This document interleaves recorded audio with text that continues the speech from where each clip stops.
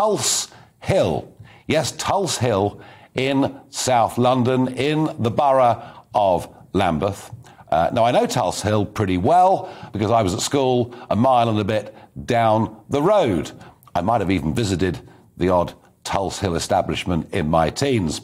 So I know Tulse Hill, but I genuinely didn't know that the name of Tulse Hill had come from Sir Henry Tulse, who was from that area. The family were landowners when, of course, it would have been fairly rural because we're going back to the 17th century.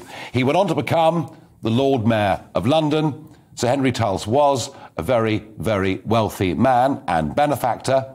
But it turns out that much of his wealth, at least we're told much of his wealth, was derived from, you've guessed it, the slave trade.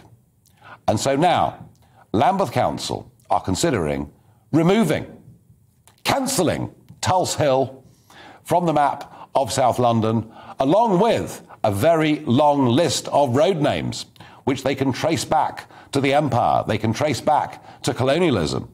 So GB News went out and about this morning in Tulse Hill, in the borough of Lambeth, to ask local residents what they thought. I think that's probably a good thing, actually. I lived in Bristol for quite a few years and that came up quite a lot and obviously has done more recently in the news. And I don't think it's worth preserving the history of something like that when it's so awful and negative, and they should, change it. It looks something more modern. Perhaps maybe something explaining about the area's name, its heritage, its history, and explaining it that way. Because if you change the name, then you lose the opportunity to actually tell the history of the area. I would agree that the name change would be okay. The historical links to slavery are an issue, and I don't think the name is as important enough as to hold on to it when there are better alternatives that could be suggested.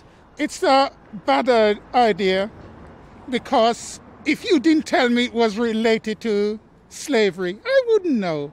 So leave it as it is. Don't go and turn everywhere upside down. Leave it as it is. I did enjoy that last response. I really did. So a mixture of opinions there. But of course, we also had Prince William in Jamaica yesterday expressing profound sorrow for slavery. Now, look, nobody is pretending that the way people lived 200 or 300 years ago, that the social mores that they adopted, that the way they behaved around the rest of the world are things that we approve of. But they are things that happened. We probably wouldn't think bringing back public execution was a very popular idea either. But you can't change history.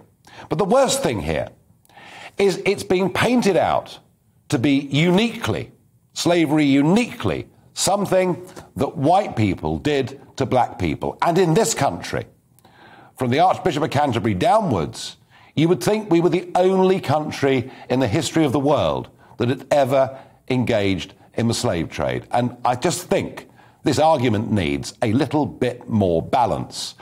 Have you heard of the Barbary pirates? No, of course you haven't. Of course you haven't. You won't be taught this at school or anywhere else. But these were slave traders that came from the North African countries like Algeria, Libya, as we know them today.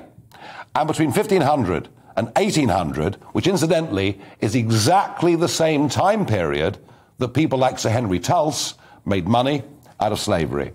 During that period of time, they were from Sicily all the way up to Cornwall, Wales, the west coast of Ireland, taking slaves, taking white European slaves. And a recent study, very interesting recent study from the University of Ohio, is suggesting as many as 1.25 million people were taken against their will and put into slavery in North Africa. We need, please, to get some sense of balance into this debate. We don't approve of what was done in the past, but we don't believe, at least I don't believe, in erasing history. I also think we should be rather proud of being the first country in the free world to abolish slavery and then to use the Royal Navy at much loss of life to wipe out the slave trade. When it comes to comparisons on slavery between us and other countries, we were the first to get rid of it, and we did a lot to actually enforce it being removed from from other countries too. Please, a sense of balance.